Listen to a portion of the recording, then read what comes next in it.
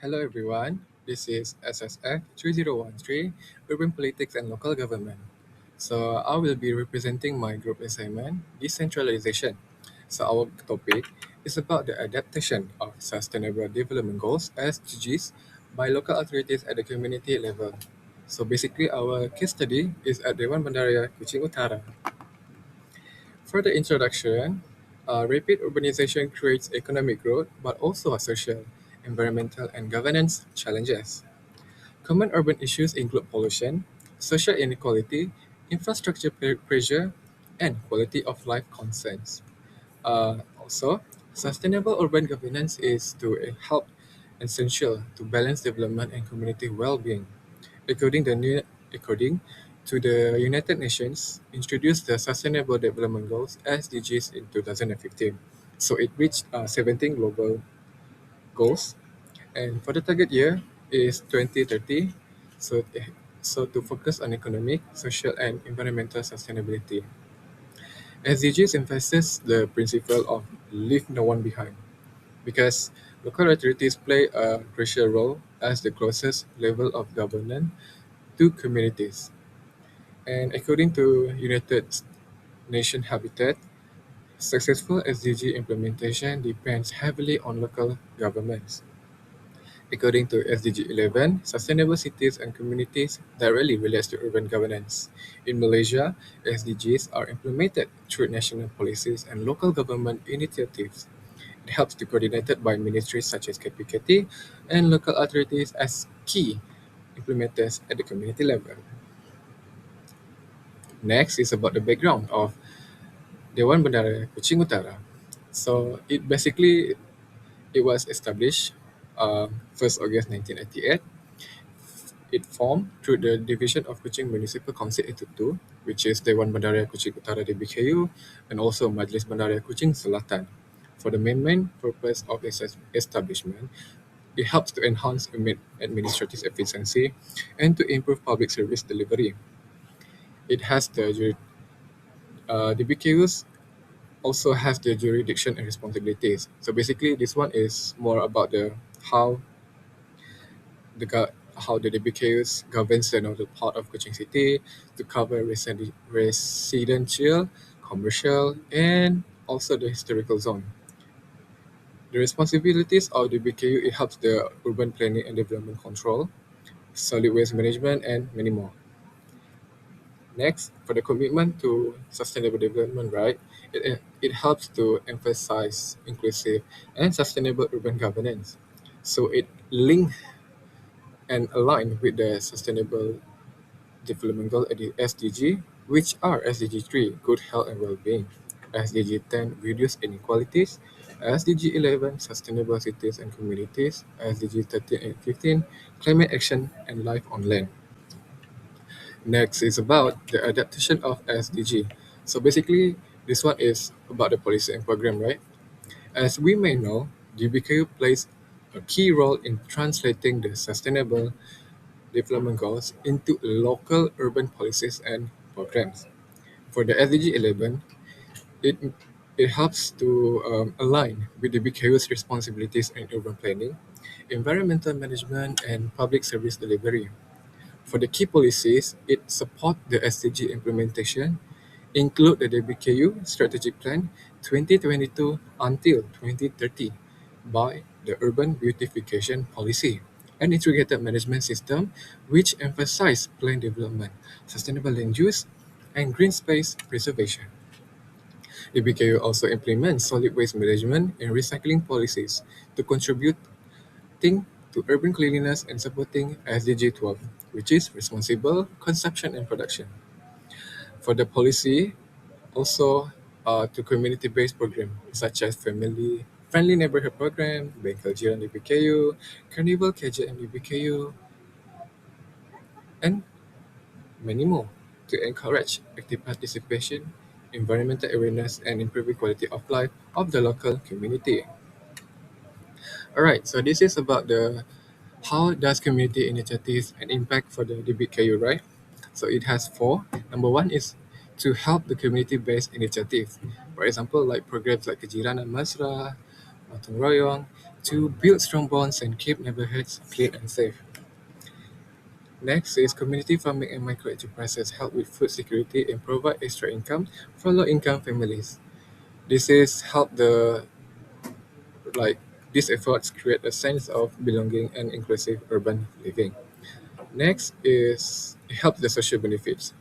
So basically, this is stronger community cooperation and capital through workshops and training, cleaner, safer neighborhoods, improve public health.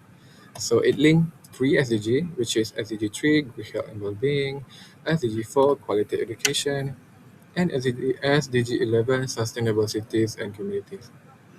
Next impact is economic benefits. So this one is to support programs help residents build sustainable livelihoods. Smart city project attract tourists, inventors and jobs. Linked to SDG 1, which is no poverty. SDG 8, decent work and economic growth. Last but not least for the impact, it's impact the environmental and governance. So this one is it's actually affect the recycling and circular economic practices, support responsible consumption by the SDG 12. So it has the partnership SDG 17 are the backbone of the DBKU success, and participatory planning ensures inclusive governance. All right. So this one we have the local government concepts. There are two, which is decentralization, the MS 63 advantage, and devolution, the mini legislature. All right. So for the MS 63, the advantage is to bringing policy and cultural nuance. It's help to transfer of responsibility to enhance service delivery, according to Smoke 2015. For the fun fact for the BKU is actually empowered by the Sarawak States right under the Malaysia Agreement 1963. And for the legal restriction, we may know that in Peninsular Malaysia, it operates under the Local Government Act 1976, Act 171 by centralized oversight. So the BKU operates under the Local Authorized Authorities Ordinance 1996 Sarawak. For the possible outcome, it actually direct reporting to the Sarawak Premier's Department, ensures faster decision making tailored to Kuching specific solar economic landscape. For the devolution, the mini legislature, right? Okay, legal autonomy and action to grant legal autonomy to act without constant higher level intervention, according to Stoker 1991. The power by laws, we may know that they became function as a mini legislative body according to Drew 2021. So we have the evidence of authority, which is local authority, cleanliness by laws, specific localized enforcement of sanitation, control of, control of advertisements regulating the city's visual aesthetics. So this one is linked to SDG 13. So it uses devolved planning powers to mandate green spaces in new developments, effectively mitigating the urban heat island effect. Next, local autonomy, fiscal independence. So this one is help to funding the CBS vision. Independent management of finances and human resources according to Project 2004. So the BKU generate its own revenue via by assessment rates, property taxes collected directly from residents, licensing and permits, which is regulating local businesses. They have the strategic project, which is the CBS, Clean, Beautiful, Safe Initiative. This one is linked to SDG 11 by high-tech investment like smart traffic lights and CCTV integration are funded through autonomous budget prioritization, moving beyond simple maintenance to smart city innovation. Next, discretionary power, the social catalyst. So this one, it helps to exceeding statutory duties. This one is like a mandates, a communist rather than legal mandates by Hambleton 2015. So for the key programs, they have Kuching Car Free Morning, which is to promote wellness and reducing carbon emissions. Second, all Kuching Smart Heritage to preserving local heritage by discriminationary culture work. This one is linked to the SDG 12, the No Plastic Bag campaign and community composting. So the significance of this one is actually the VKU's role from the regulator to a community leader, fostering responsible consumption through precision and social programs. Next is the SDG integration through conceptual implementation.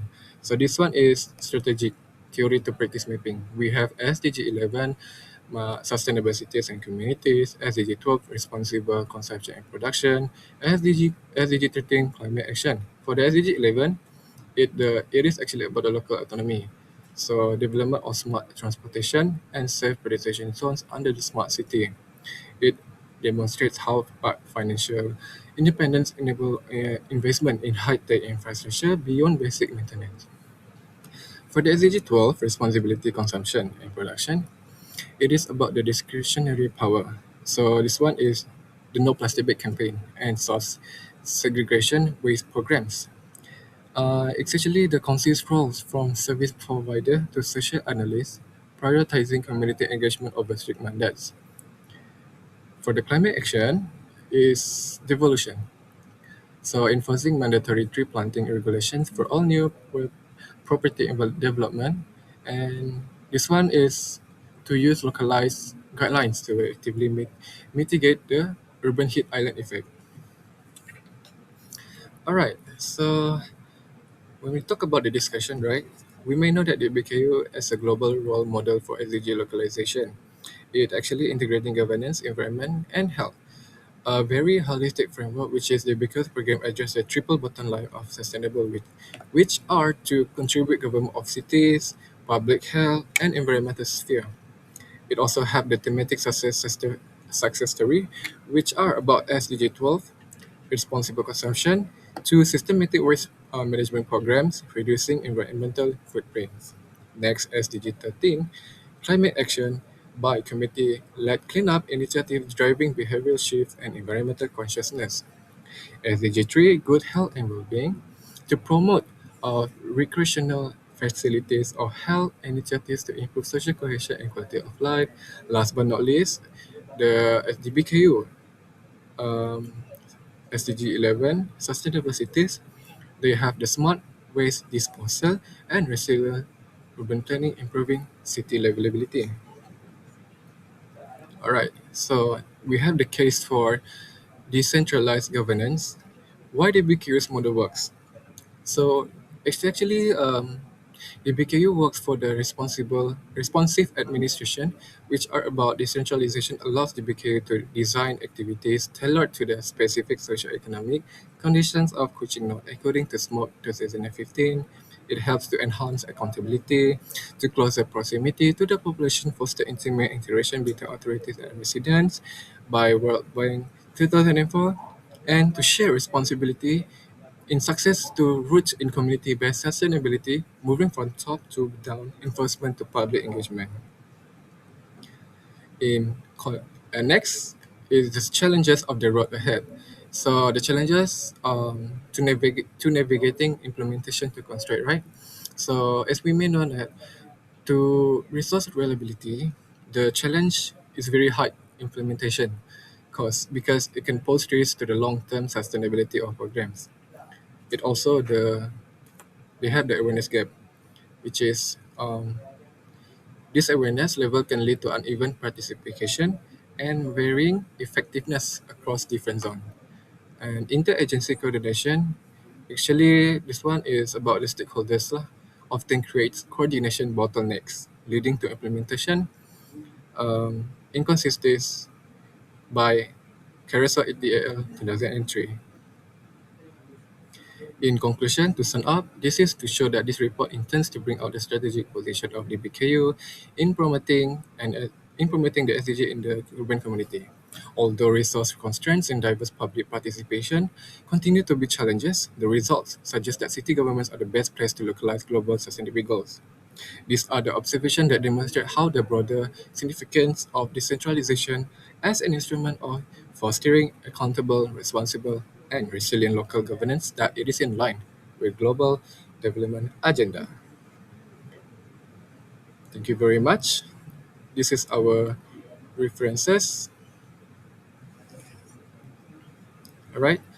Thank you for listening to my presentation today. Thank you very much. Bye.